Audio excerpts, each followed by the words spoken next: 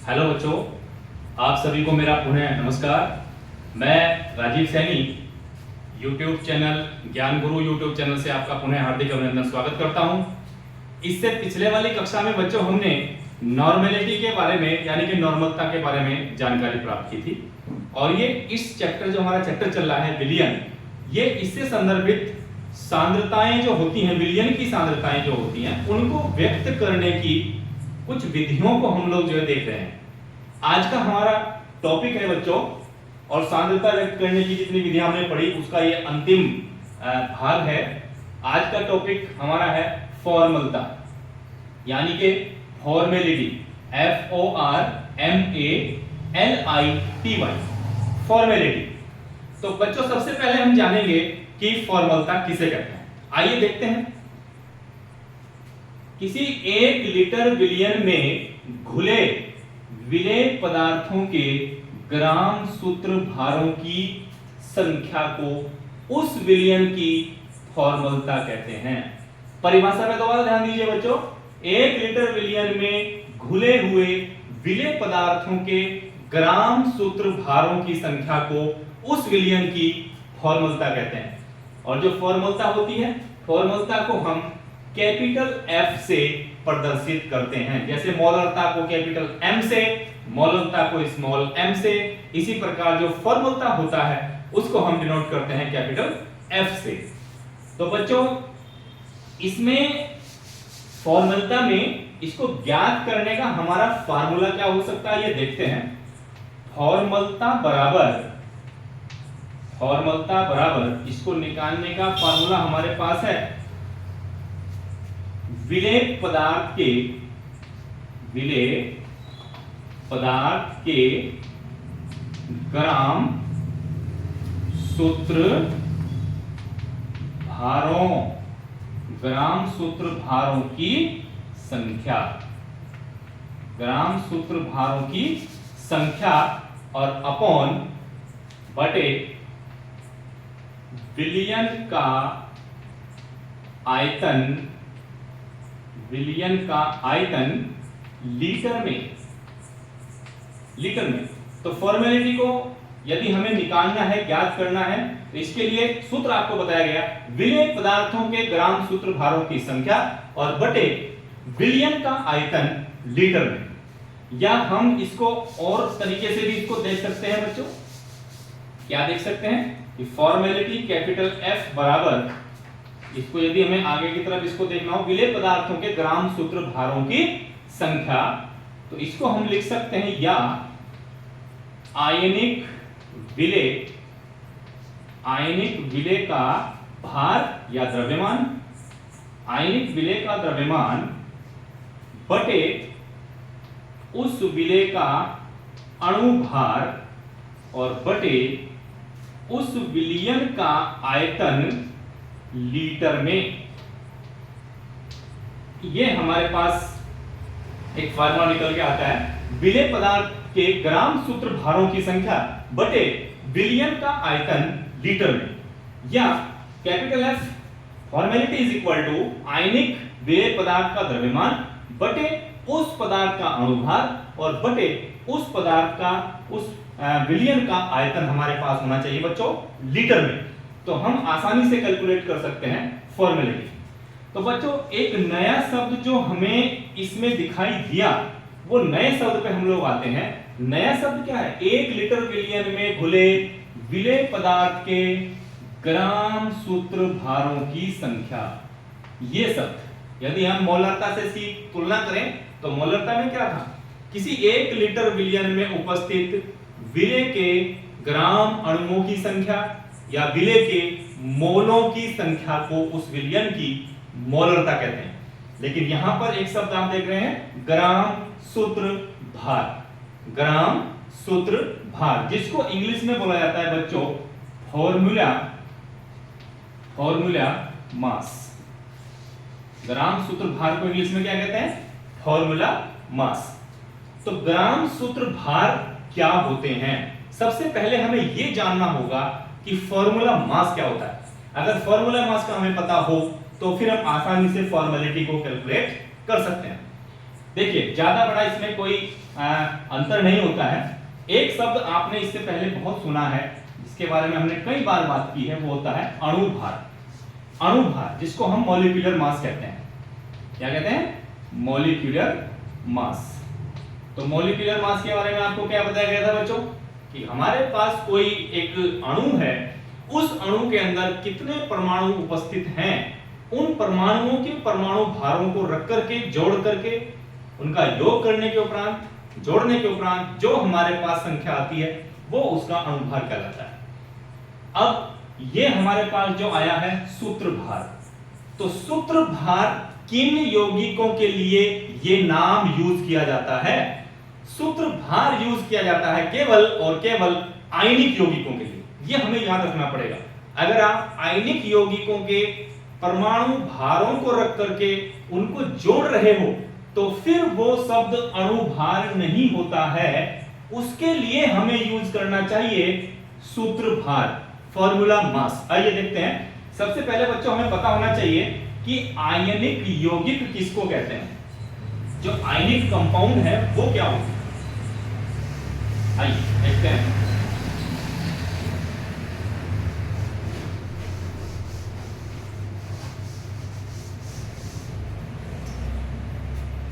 सबसे पहले हम बात करना चाहेंगे आयनिक यौगिक।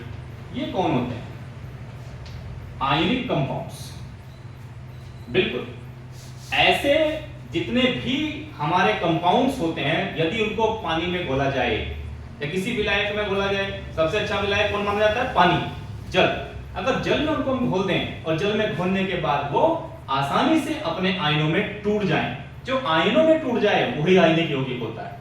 जो धनायन और ऋणायन यानी कि कैटायंस एंड एनायंस में जो आपका टूट जाए, विभक्त हो जाए, वो हमारा आयनिक यौगिक होता है। देखिए बच्चों, जैसे हम लेते हैं नमक NaCl, और NaCl को यदि आप पानी में डाल देते हो, H2O पानी में इसको डाल देते हैं, तो ये हमें प्रदान करता है Na+ और क्या प्रदान करता है? Cl-।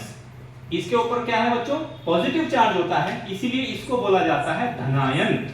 इसके ऊपर कौन सा चार्ज है? नेगेटिव चार्ज है, इसको बोला जाता है ऋणायन। तो ऐसे जो आपके आवेश होते हैं, जो ऐसे आवेशित जो आपके पदार्थ होते हैं जिनके ऊपर पॉजिटिव चार्ज होता है, वो धनावेशित जो होते हैं वो धनायन कहलाते हैं, और ऋणावेशित जो होते हैं वो ऋणायन कहलाते हैं। तो बच्चों आयनिक यौगिक कौन होंगे? आयनिक यौगिक ऐसे पदार्थ होते हैं जिनको यदि पानी में घोल दिया जाए, पानी में घोलने के बाद वो आसानी से अपने आयनों में टूट जाएं, उन्हीं को हम आयनिक यौगिक कहते हैं। ये आपने बहुत बार पढ़ा होगा। NaCl है, KCl है, KCl को घोलेंगे तो क्या आएगा? K+Cl- KCl है, या हम देखते हैं NaNO3, NaNO3 तो क्या आता है? Na+NO3-। तो ये सब कौन है? ये सब हमारे कौन से यौगिक कहलाते हैं? आयनिक यौगिक। या हम देखते हैं CaCO3, तो Ca ट्वाइस+ और CO3 ट्वाइस-। इस प्रकार से हो जाता है। तो ऐसे जितने भी यौगिक होते हैं जिनको यदि पानी में या विलायक में घोला जाए, अच्छी तरीके से पानी में घोला जाए और वो अपने आयनों में टूट जाएं, वो कहलाते हैं आयनिक यौगिक। तो बच्चों अब जैसे हम फॉर एग्जांपल लेते हैं NaCl मतलब सोडियम क्लोराइड। अब सोडियम क्लोराइड का आपको पता है कि सोडियम क्लोराइड में जो सोडियम होता है इसका एटॉमिक मास यानी कि परमाणु भार 23 होता है, और जो हमारा Cl होता है क्लोरीन का परमाणु, इसका एटॉमिक मास 35.5 होता है। तो यदि हम क्या करें, इस NaCl में इसका हम मास निकालने का प्रयास करें, जिसको हम मोस्टली क्या जानते थे? मॉलिक्यूलर मास जानते थे। यदि हम उसको देखें तो यहाँ 23 रखते हैं और यहाँ क्या रखते हैं? 35.5 रखते हैं, या कितना आता है बच्चों? ये 58.5। तो इसको हम क्या कहते थे? नॉर्मली इसको हम कहते थे कि ये NaCl का अणुभार है। लेकिन बच्चों हम यहाँ एक नई चीज सीख रहे हैं। यदि हमारा दिया गया यौगिक, दिया गया जो यौगिक हमें दिया गया है, यदि वो आयनिक यौगिक है तो उसके लिए हमें अणुभार शब्द का प्रयोग नहीं करना चाहिए। हालांकि करते हैं, नॉर्मली करते हैं, लेकिन बिल्कुल भी नहीं करना चाहिए। तो ऐसे जो आयनिक यौगिक होते हैं, यदि उनके परमाणु भारों को रख करके जोड़ा गया हो तो वो कहलाता है उसका सूत्रभार। ये जो 58.5 हमारे पास आया है, ये NaCl का क्या कहलाएगा बच्चों? सूत्रभार। सूत्रभार यानी कि इसको बोलेंगे फार्मूला मास। तो फार्मूला मास किन के लिए होता है? फार्मूला मास होता है आयनिक कंपाउंड के लिए, जबकि मॉलिक्यूलर मास किन के लिए होता है? मॉलिक्यूलर मास होता है अनआयनिक कंपाउंड के लिए। अगर हमें निकालना हो किसका? पानी का। पानी के लिए हमें क्या करेंगे? 2 + 16 = क्या आया? 18। तो हमें पता है जो 18 है ये अणुभार है। ये क्या है? अणुभार है। तो आप याद रखो, अगर आप जल का निकालते हो तो अगर वो जल हमारा आयनिक यौगिक है तो उसी को हम बोल सकते हैं क्या? सूत्रभार। और अगर जल आपका आयनिक यौगिक नहीं है तो फिर उसको हम सूत्रभार न कह करके हम उसको क्या बोल सकते हैं? क्या कहेंगे उसको? फिर अणुभार। तो अणुभार आयनिक यौगिकों का होता है, जबकि जो आपका सूत्रभार है वो आयनिक यौगिकों का होता है। यदि मुझे इनमें से किसी का भी निकालना हो, इनमें से किसी भी कंपाउंड का यदि निकालना हो, सपोज दैट हमें CaCO3 का निकालना हो, CaCO3, अब आपको पता है ये आयनों में टूटता है, तो Ca का कितना परमाणु भार होता है? 40। इसका कितना होता है? 12। कार्बन का 12। ऑक्सीजन का कितना होता है? 16। लेकिन ऑक्सीजन कितनी बार आया है? 3 बार आया है। तो 3 × 16 क्या हुआ बच्चों? 40 + 12 + 48, ये हो जाता है 100। तो जो ये CaCO3 का हमने 100 ज्ञात किया, इसको हम साधारणतः अणुभार ही कह देते हैं। लेकिन चूंकि CaCO3 एक आयनिक यौगिक है, इसलिए हमें वहां अणुभार शब्द यूज ना करके क्या यूज करना है? सूत्रभार। ये फार्मूला मास है। तो आप समझ गए होंगे बच्चों कि जो फार्मूला मास होता है वो आयनिक यौगिकों का होता है, अन्य यौगिकों का जो होता है वो अणुभार होता है। मोस्टली हम लोग कह देते हैं साधारणतः कि भाई आयनिक कोई यौगिक है, उसके लिए भी हम अणुभार शब्द ही यूज कर देते हैं। हालांकि ऐसा करना नहीं चाहिए। मोस्टली अणुभार की जगह हमें क्या यूज करना है? सूत्रभार। तो आप बिल्कुल बच्चों समझ गए होंगे। अगर आपसे कोई पूछे कि सूत्रभार फार्मूला मास क्या होता है, तो सीधी सी एक बात आप बताएं, एक लाइन में बताएंगे आप। बिल्कुल क्या बताएंगे कि सूत्रभार आयनिक यौगिकों में उनके जो परमाणु होते हैं, उनके परमाणु भारों को रख करके जो आता है वो हमारा होता है सूत्रभार। उसी को बोला जाता है फार्मूला मास। तो याद रखें, आयनिक यौगिकों के लिए हमने फार्मूला मास यूज करना है। निकालने की इसको जो विधि है वो वही है जो सेम किसके लिए होती है? अणुभार के लिए होती है। अब देखिए बच्चों, यदि हमें एक एग्जाम्पल के माध्यम से इसको समझें। एग्जाम्पल 800 मिलीलीटर विलियन में 800 मिलीलीटर विलियन में NaNO3 ये होता है सोडियम नाइट्रेट। NaNO3 क्या है? Sodium nitrate. NaNO3 के 4.04 ग्राम 4.04 ग्राम विलेय हैं।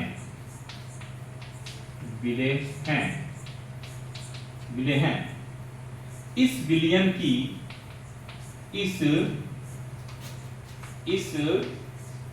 विलयन की फॉर्मेलिटी ज्ञात कीजिए। चलिए, अब आपको सवाल करने के तरीके पता है। सबसे पहले क्या करते हैं, जो हमें चीज दी है, गिवन क्या चीज इसके अंदर हमें दी गई है। चलिए, 800 मिलीलीटर विलियन, तो ये हुआ बच्चों विलियन का आयतन। मिलीलीटर में है तो वो आयतन ही होगा। आयतन हमारे पास है 800 मिलीलीटर। NaNO3 sodium nitrate. अब NaNO3 आया तो NaNO3 क्या होता है? आयनिक यौगिक होता है। और आयनिक यौगिक में अगर उसके परमाणुओं के परमाणु भारों को रख करके जोड़ें तो वो कहलाएगा उसका सूत्रभार, फॉर्मूला मास। चलिए, तो NaNO3 का भार यानी कि द्रव्यमान या भार कितना दिया गया है बच्चों सवाल में? 4.04 ग्राम, ये हमें सवाल में दिया। अब जो NaNO3 होता है इसका हमें क्या चाहिएगा? फॉर्मूला मास यानी कि सूत्र भार। किसका? NaNO3 का सूत्र भार, फार्मूला मास। तो कैसे निकलेगा बच्चों सूत्र भार? Na का परमाणु भार 23 होता है, नाइट्रोजन का परमाणु भार 14 होता है, ऑक्सीजन का परमाणु भार 16 होता है। इस फार्मूले में रख दीजिए। तो Na हो गया हमारा कितना बताइए? 23 प्लस कितना हो गया? 14 प्लस 3 गुना 16, तो कितना आया? 23 प्लस 14 प्लस 16 की कितने हो गए बच्चों? 48। अब सभी संख्याओं को हम जोड़ देंगे, 23 को, 14 को और 48 को। तो सबको ऐड करने के उपरांत हमारे पास आता है 85। ये हमारे पास NaNO3 का सूत्र भार यानी कि फार्मूला मास आ जाता है। मैं आपको बार बार एक बात समझा रहा हूं कि फार्मूला मास और मॉलिक्यूलर मास दोनों को कैलकुलेट करने का बिल्कुल एक ही तरीका होता है, सिर्फ नाम में अंतर है। फार्मूला मास यानी कि सूत्र भार हम आयनिक यौगिकों के लिए यूज करते हैं। इतनी सी बात आपको याद रखनी है। चलिए, अब हमें क्या कैलकुलेट करनी है? फॉर्मेलिटी।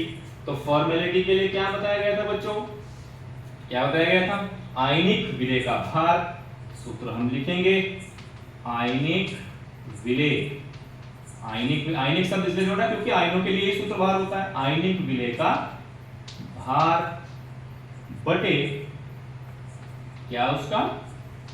अणुभार। अणुभार जिसको हम सूत्रभार कह रहे हैं, सूत्रभार रख सकते हैं, अणुभार या सूत्रभार, और बटे विलयन।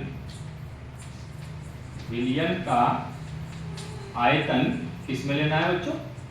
लीटर में। मोलरता की तरह यहां भी आयतन लीटर में लिया जाता है। तो चलिए, फॉर्मेलिटी इज इक्वल टू आयनिक विलेय का भार 4.04 ग्राम, सूत्र भार या अणुभार जिसको बोलते हैं वो है 85। आयतन, विलयन का आयतन कितना है बच्चों? 800, और लीटर में चाहिए हो तो इसको कर देंगे भाग 1000 से। अब इसका तरीका आपको पता है, बाहर वालों को रख करके ऊपर, अंदर वालों को रख करके नीचे, तो आता है 4.04 इंटू 1000 अपॉन 85 इंटू 800, ये आता है। और जब हम इसको पूरे को सॉल्व कर लेते हैं बच्चों, तो हमारे पास इसका आंसर आएगा F is equal to, F के लिए फॉर्मेलिटी इज इक्वल टू 0.058 0.058 ये हमारा आता है। और इसका मात्रक क्या हो जाएगा? ग्राम पर लीटर। फॉर्मलता का मात्रक यानी कि यूनिट ऑफ द फॉर्मेलिटी क्या होती है? ये विलेय का भार क्या है? ग्राम। ये सब चीज किसमें होती है? ग्राम में, और आयतन होता है लीटर में। तो हमारा आता है ग्राम पर लीटर या ग्राम बटे लीटर, या gram into litre inverse, gram into litre inverse. ये भी इसको लिख सकते हैं GM gram into litre inverse. ये इसकी यूनिट हो सकती है फॉर्मेलिटी। तो इस प्रकार से हमने देखा कि ये कोई ज्यादा अलग नहीं है, लगभग मोलरिटी की तरह ही होता है। तो इसमें हमने बताया कि सूत्र भार केवल और केवल आयनिक यौगिक होगा। यहाँ भी जो भी यौगिक हमें दिया जाएगा वो आयनिक यौगिक दिया जाएगा। इस प्रकार से हम देख सकते हैं, क्या परिभाषा बताएगी? 1 लीटर विलयन में घुले मिले पदार्थों के ग्राम सूत्र भारों की संख्या को उस विलयन की फॉर्मलता कहते हैं, और सूत्र भार होता है आयनिक यौगिकों का। इस पर हमने कई बार चर्चा कर ली है। तो मुझे आशा है ये छोटा सा टॉपिक है, इसकी डेफिनेशन कई बार बोर्ड में आती है, फॉर्मेलिटी के लिए डेफिनेशन करने के लिए कई बार आती है। मोल फ्रैक्शन कई बार आता है, मोलरता, मोललता, मोल प्रभाज, इसके अलावा आपका फॉर्मलता, द्रव्यमान प्रतिशत, मास परसेंटेज से संबंधित न्यूमेरिकल्स हमारे यहाँ पे आते हैं। इसके अलावा आपके यहाँ पर पीपीएम में सांद्रता, कंसंट्रेशन इन पीपीएम, पार्ट पर मिलियन, उसमें जो आपके न्यूमेरिकल होते हैं उसकी जो परिभाषा होती है, इसमें से क्वेश्चन आता है। तो ये जितने भी पोर्शन मैंने पिछली कक्षाओं में कराए, विलियन की सांद्रता को व्यक्त करने की विधियां, इसको आपको बिल्कुल 100% और बेहतरीन तरीके से पढ़ लेना चाहिए। एक वीडियो को, पूरी वीडियो को आप ध्यान से देखें तो आपको बिल्कुल इसमें कंफर्म सारा कुछ समझ में आ जाएगा। तो आज ये हमारा फॉर्मेलिटी और ये पूरा टॉपिक हमारा यहीं पर समाप्त हो जाता है।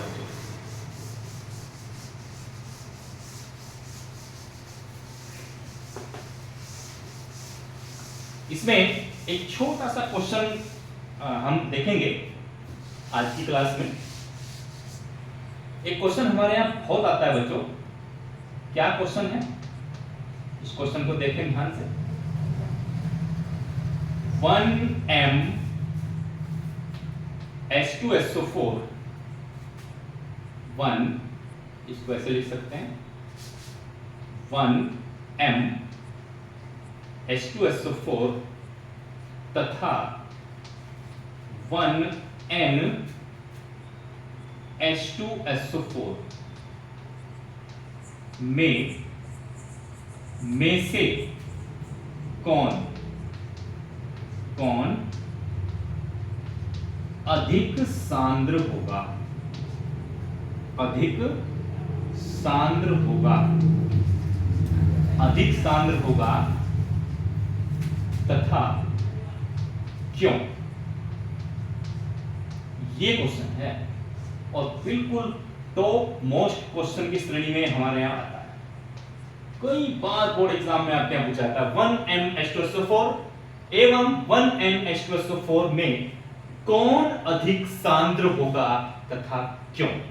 सबसे पहले हमें पता होना चाहिए बच्चों, सांद्र क्या होता है, सांद्र विलयन किसे कहते हैं, सांद्र विलयन क्या होता है, सांद्र विलयन किसको कहते हैं। सांद्र विलयन का मतलब ऐसा विलयन जिसमें विलायक की मात्रा बहुत कम हो और विलायक के अलावा विलेय की मात्रा बहुत ज्यादा हो, ऐसा जो विलयन होता है वो सांद्र विलयन होता है। यानी कि किसी भी विलयन में अगर विलायक आपने बहुत कम मिलाया है, जैसे आपने H2SO4 लिया तो H2SO4 लेने के बाद आपने उसमें जल की मात्रा मिलाई ही नहीं, तो वो आपका सांद्र अवस्था में है। यदि हम उसमें थोड़ी मात्रा लेकर के H2SO4 की और उसमें बहुत अधिक मात्रा में पानी मिला देंगे तो फिर वो हमारा तनु विलयन कहलाता है। तो सांद्र विलयन के लिए आपको पता होना चाहिए, सांद्र विलयन के लिए अगर हमें सांद्र विलयन चाहिए तो हमें वहां H2SO4 की मात्रा क्या चाहिए कि अधिक होनी चाहिए। इतनी बात हमें दिमाग में डाल लेनी चाहिए कि सांद्र विलयन अगर H2SO4 का चाहिए तो हमें वहां H2SO4 की मात्रा क्या होनी चाहिए, अधिक होनी चाहिए। किसकी अपेक्षा, जो हम उसके अंदर विलायक डालते हैं उसकी अपेक्षा इसकी मात्रा बहुत ज्यादा होनी चाहिए। तो कंसंट्रेट विलयन अगर हमें चाहिए तो उसमें विलेय की मात्रा अधिक होनी चाहिए। अब देखिए सबसे पहले हमें दिया गया 1m। अब सबसे पहले हम समझे 1m का क्या मतलब होता है। कैपिटल M आया है तो ये एक मोलर विलयन है। मोलर विलयन मतलब ये मोलरता से संदर्भित विलयन है। इसी प्रकार दूसरी कड़ी में हमें क्या आया, 1n आया। तो 1n का मतलब होता है बच्चों कि ये नॉर्मल विलयन है। नॉर्मल विलयन, n मतलब नॉर्मेलिटी, नॉर्मलता, और कैपिटल M का मतलब होता है मोलरिटी यानी कि मोलरता। तो अब हम देखते हैं कि मोलरता कैसे निकलती है। मोलरता निकालने के लिए हमें क्या चाहिए होता है, विलेय का भार बटे उस विलेय का अणुभार बटे उस विलयन का आयतन, किसमें, लीटर में, ये हमारे पास होता है। तो चलिए बच्चों देखते हैं m बराबर विलेय का भार सपोज x मान दिया। अणु भार किसका, कौन है वो, H2SO4। तो H2SO4 का अणु भार आपको कई बार मैंने निकाल के दिखाया। H2SO4 के लिए क्या होता है, H बराबर 1 होता है, S बराबर 32 होता है और O बराबर 16 होता है। जब सबको रखेंगे तो ये आती है मात्रा 98। तो ये हुआ 98 अपॉन आयतन, इसमें लीटर। तो अगर हमें 1m इतनी मोलरिटी का विलयन चाहिए तो हमें 1 लीटर विलयन में, कितने लीटर विलयन में, 1 लीटर विलयन में, यानी कि 1 लीटर विलयन बनाने के लिए, 1 लीटर विलयन बनाने के लिए कम से कम 98 ग्राम H2SO4 की जरूरत पड़ेगी। 98 ग्राम H2SO4 हमें चाहिएगा अगर हमें 1 लीटर विलयन चाहिए। 1 लीटर विलयन अगर हमें 1m मोलरिटी का अगर हमें 1 लीटर सॉल्यूशन बनाना है तो इसका 1m का मतलब क्या होता है, 1 लीटर विलयन में H2SO4 कितना लेना पड़ेगा, 98 ग्राम लेना पड़ेगा। इधर आइए, इधर होता है नॉर्मेलिटी। तो नॉर्मेलिटी के लिए क्या सूत्र बताया था, क्या फार्मूला बताया था, विलेय का भार बटे क्या था, तुल्यांकी भार और बटे विलयन का आयतन, किसमें, लीटर में। तो विलेय का भार अगर x ले लें, तुल्यांकी भार किसका, H2SO4 का। अब H2SO4 का तुल्यांकी भार कैसे निकलता है, कि तुल्यांकी भार से संदर्भित एक पूरी कक्षा आपको इससे पिछली कक्षा दी गई है जिसमें नॉर्मलता और तुल्यांकी भार को निकालना सिखाया गया है। तो बच्चों यदि हम H2SO4 का तुल्यांकी भार देखें तो क्या होता है, H2SO4 का अगर तुल्यांकी भार आपको चाहिए तो उसके लिए हमें क्या चाहता है, H2SO4 का अणु भार हमें पता है कितना होता है, 98 और बटे H2SO4 में विस्थापित H आयनों की संख्या। तो विस्थापित H आयनों की संख्या यहाँ पर कितनी होती है, 2 होती है। ये क्लास जिसने नहीं देखी इससे पिछली, वो इससे पिछली क्लास को देखिए, उसमें आपको तुल्यांकी भार कैलकुलेट करना बहुत ही आसान तरीके से समझाया गया है। तो जब 98 को 2 से भाग करते हैं तो कितना आता है बच्चों, 49 आता है। तो तुल्यांकी भार हमें कितना निकल के आया, 49। तो x अपॉन 49 अपॉन क्या, आयतन लीटर। यानी कि इस बात का क्या मतलब है कि 49 जो आया यहाँ पे, अगर आपको 1n इतनी नॉर्मलता का H2SO4 चाहिए, इसको समझिए, 1n नॉर्मलता का आपको H2SO4 चाहिए तो उसमें आपको 49 ग्राम H2SO4 की आवश्यकता होगी। कितने ग्राम की आवश्यकता होगी, 49 ग्राम की आवश्यकता होगी, 49 ग्राम की आवश्यकता होगी। अगर आपको 1n नॉर्मेलिटी का H2SO4 का विलयन बनाना हो तो उसमें हमें 49 ग्राम H2SO4 चाहिए। यदि हमें 1m इतनी मोलरिटी का 1 लीटर विलयन बनाना है, वहां भी विलयन कितना बनेगा, 1 लीटर ही बनेगा, यहां भी विलयन कितना बनेगा, 1 लीटर बनेगा। लेकिन अगर आपको उसको 1m बनाना है तो कितने घोलने पड़ेंगे H2SO4 के, 98 ग्राम। और यदि आपको उसको 1n बनाना है तो H2SO4 के घोलने पड़ेंगे 49 ग्राम। अब बताओ 1m के लिए हमें कितने ग्राम घोलने पड़े H2SO4 के, कितने घोलने पड़े बताइए, 98 ग्राम। इसके लिए 98 ग्राम H2SO4 चाहिए और 1n H2SO4 के लिए हमें कितना चाहिए, 49 ग्राम चाहिए 1 लीटर विलयन बनाने के लिए। 1 लीटर विलयन बनाने के लिए यहाँ 98 ग्राम घोलने पड़ेंगे, यहाँ 49 ग्राम घोलने पड़ेंगे। और अभी मैंने आपको क्या बताया था, अधिक सांद्र कौन होता है, कौन होगा अधिक सांद्र, वह विलयन अधिक सांद्र होगा जिसमें विलेय की मात्रा ज्यादा होगी। और विलेय कौन है, वो H2SO4, यानी कि जिसमें H2SO4 ज्यादा होगा वो अधिक सांद्र होगा। तो बताइए 1m में H2SO4 कितना डलेगा, 98 ग्राम। 1n में H2SO4 कितना डलेगा, 49 ग्राम। तो बताइए ज्यादा मात्रा H2SO4 की कहां हुई, 1m में हुई। इसीलिए 1m H2SO4 अधिक सांद्र होगा, अधिक सांद्र होगा किसकी अपेक्षा, 1n H2SO4 की। ये बात आपको समझ में आई होगी, बिल्कुल आई होगी, नहीं आई तो मैं दोबारा बता देता हूं कि आपको 1n H2SO4 विलयन चाहिए तो उसके लिए हमें 1m H2SO4 का विलयन बनाने के लिए H2SO4 के 98 ग्राम चाहिएंगे 1 लीटर विलयन बनाने के लिए। और यदि आपको 1n H2SO4 का विलयन बनाना है 1 लीटर, तो उसके लिए हमें 49 ग्राम H2SO4 की आवश्यकता पड़ेगी। तो जिसमें दोनों में से जिस विलयन में H2SO4 की मात्रा ज्यादा मिलाई गई है वो विलयन अधिक सांद्र होगा। तो ज्यादा मात्रा किसमें मिलाई गई थी? 1m में मिलाई गई थी बच्चों 98 ग्राम। यहाँ कितनी मिलाई गई थी? 49 ग्राम। तो बिल्कुल कंफ्यूज मत होइए, इस क्वेश्चन को हमने बड़े बड़े धुरंधरों को देखा है कंफ्यूज होते हुए, आपको इसमें किसी भी हाल में कंफ्यूज नहीं होना है। और ये क्वेश्चन बिल्कुल टॉप मोस्ट श्रेणी का क्वेश्चन है, इसको आप ध्यान से देखिए, बिल्कुल पढ़िए। तो आज बच्चों इस क्लास में हमने आपको फॉर्मलता के बारे में बताया, हमने आपको एक न्यूमेरिकल के बारे में बताया, फॉर्मेलिटी सूत्रधार जो आपका फार्मूला मास होता है उसके बारे में आपको बताया, और सबसे बढ़िया ये क्वेश्चन मैंने आपको लास्ट में बताया। ये पूरी क्लास आपको कैसी लगती है आप कमेंट्स में जरूर बताया करें।